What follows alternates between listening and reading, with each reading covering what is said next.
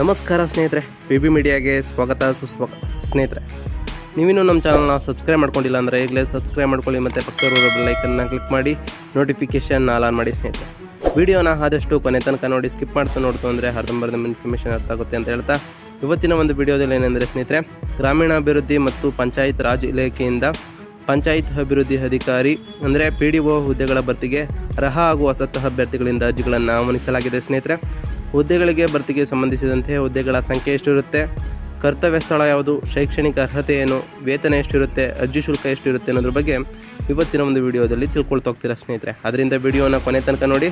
ಇನ್ನು ಹುದ್ದೆಗಳ ವಿವರವನ್ನು ನೋಡ್ತಾ ಹೋಗೋದಾದರೆ, ಪಂಚಾಯತ್ ಅಭಿವೃದ್ಧಿ ಅಧಿಕಾರಿ ಗ್ರೂಪ್ C ಹುದ್ದೆಗಳು ಖಾಲಿ ಇದೆ ಸ್ನೇಹಿತರೆ. ಕರ್ತವ್ಯ ಸ್ಥಳ ಯಾವುದು ಅಂತ ಕೇಳೋದಾದರೆ, ಹುದ್ದೆಗಳಿಗೆ ಆಯ್ಕೆಯಾದ ಅಭ್ಯರ್ಥಿಗಳು ಕರ್ನಾಟಕದಲ್ಲಿ ಕೆಲಸವನ್ನು ನಿರ್ವಹಿಸಬೇಕಾಗಿರುತ್ತೆ ಸ್ನೇಹಿತರೆ. ಇನ್ನು ಖಾಲಿ ಇರುವ ಹುದ್ದೆಗಳ ಸಂಖ್ಯೆಯನ್ನು ನೋಡ್ತಾ ಹೋಗೋದಾದರೆ, ಒಟ್ಟು 247 ಹುದ್ದೆಗಳ ಭರ್ತಿಗೆ ಅರ್ಜಿಗಳನ್ನು ಆಹ್ವಾನಿಸಲಾಗಿದೆ ಸ್ನೇಹಿತರೆ. ಉಳಿಕೆ ಮೂಲ ವೃಂದ 150 ಹುದ್ದೆಗಳು ಖಾಲಿ ಇದೆ. ಐಕ ವೃಂದ 97 ಹುದ್ದೆಗಳು ಖಾಲಿ ಇದೆ ಸ್ನೇಹಿತರೆ. ಇನ್ನು ಶೈಕ್ಷಣಿಕ ಅರ್ಹತೆಗಳು ಏನು ಅಂತ ಕೇಳೋದಾದರೆ, ಭಾರತದ ಕಾನೂನಿನನ್ವಯ ಸ್ಥಾಪಿತವಾದ ಅಂಗೀಕೃತ ವಿಶ್ವವಿದ್ಯಾನಿಲಯಗಳಿಂದ ಸ್ನಾತಕ ಪದವಿ ವಿದ್ಯಾರ್ಥಿಯನ್ನು ನೀವು ಹೊಂದಿರಬೇಕಾಗಿರುತ್ತೆ ಸ್ನೇಹಿತರೆ.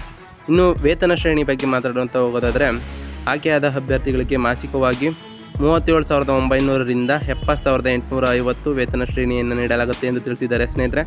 ಇನ್ನು ವಯೋಮಿತಿಯನ್ನು ನೋಡ್ತಾ ಹೋಗೋದಾದರೆ, ಅರ್ಜಿ ಸಲ್ಲಿಸಲು ನಿಗದಿಪಡಿಸಿದ ಕೊನೆಯ ದಿನಾಂಕಕ್ಕೆ ಅಭ್ಯರ್ಥಿಗಳು ಕನಿಷ್ಠ 18 ವರ್ಷವನ್ನು ಪೂರೈಸಬೇಕಾಗಿರುತ್ತೆ. ಸಾಮಾನ್ಯ ಅಭ್ಯರ್ಥಿಗಳಿಗೆ 35 ವರ್ಷ ಇರುತ್ತೆ ಸ್ನೇಹಿತರೆ.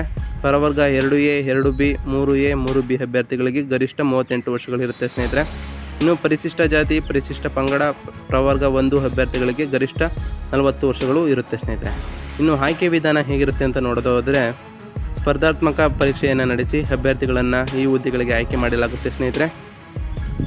ಇನ್ನು ಅರ್ಜಿ ಸಲ್ಲಿಕೆಯ ವಿಧಾನಗಳನ್ನು ನೋಡ್ತಾ ಹೋಗೋದಾದರೆ, ಅಭ್ಯರ್ಥಿಗಳು ಈ ಹುದ್ದೆಗೆ ಆನ್ಲೈನ್ ಮೂಲಕ ಅರ್ಜಿಗಳನ್ನು ಸಲ್ಲಿಸಬಹುದಾಗಿದ್ದು, ನಮ್ಮ ಡಿಸ್ಕ್ರಿಪ್ಷನಲ್ಲಿ ಮತ್ತು ಸ್ಕ್ರೀನ್ ಮೇಲೆ ಬರ್ತಿರುವಂತಹ ಅಫಿಷಿಯಲ್ ವೆಬ್ಸೈಟನ್ನು ಕ್ಲಿಕ್ ಮಾಡಿ ನೀವು ಅರ್ಜಿಯನ್ನು ಸಲ್ಲಿಸ್ಬೋದು ಸ್ನೇಹಿತರೆ. ಇನ್ನು ನಿಗದಿತ ಅರ್ಜಿ ಶುಲ್ಕದ ವಿವರಗಳನ್ನು ನೋಡ್ತಾ ಹೋಗೋದಾದರೆ, ಸಾಮಾನ್ಯ ಅಭ್ಯರ್ಥಿಗಳಿಗೆ 600 ಅರ್ಜಿ ಶುಲ್ಕ ಇರುತ್ತೆ ಸ್ನೇಹಿತರೆ. ಪ್ರವರ್ಗ 2A, 2B, 3A, 3B ಅಭ್ಯರ್ಥಿಗಳಿಗೆ 300 ರು ಅರ್ಜಿ ಶುಲ್ಕವಿರುತ್ತೆ. ಮಾಜಿ ಸೈನಿಕ ಅಭ್ಯರ್ಥಿಗಳಿಗೆ ₹50 ಅರ್ಜಿ ಶುಲ್ಕ ಇರುತ್ತೆ ಸ್ನೇಹಿತರೆ. ಪರಿಶಿಷ್ಟ ಜಾತಿ, ಪರಿಶಿಷ್ಟ ಪಂಗಡ, ಪ್ರವರ್ಗ 1 ಅಂಗವಿಕಲ ಅಭ್ಯರ್ಥಿಗಳಿಗೆ ಯಾವುದೇ ಅರ್ಜಿ ಶುಲ್ಕವಿರೋದಿಲ್ಲ ಸ್ನೇಹಿತರೆ. ಇನ್ನು ಶುಲ್ಕವನ್ನು ಪಾವತಿಸುವ ವಿಧಾನಗಳನ್ನು ನೋಡ್ತಾ ಹೋಗೋದಾದರೆ, ಅಭ್ಯರ್ಥಿಗಳು ಆನ್ಲೈನ್ ಮೂಲಕ debit card, credit card, net banking, UPI ಮೂಲಕ ಶುಲ್ಕವನ್ನು ನೀವು ಪಾವತಿಸಬಹುದಾಗಿದ್ದು, ಇನ್ನು ಅರ್ಜಿ ಸಲ್ಲಿಸಲು ನಿಗದಿಪಡಿಸಿದ ದಿನಾಂಕಗಳ ವಿವರವನ್ನು ನೋಡ್ತಾ ಹೋಗೋದಾದರೆ, ಅರ್ಜಿ ಸಲ್ಲಿಸಲು ಪ್ರಾರಂಭವಾದ ದಿನಾಂಕ ಏಪ್ರಿಲ್ 15, 2024ರಿಂದ ಪ್ರಾರಂಭವಾಗಿ ಅರ್ಜಿ ಸಲ್ಲಿಸಲು ಕೊನೆಯ ದಿನಾಂಕ ಮೇ 15, 2024 ಆಗಿರುತ್ತೆ ಸ್ನೇಹಿತರೆ.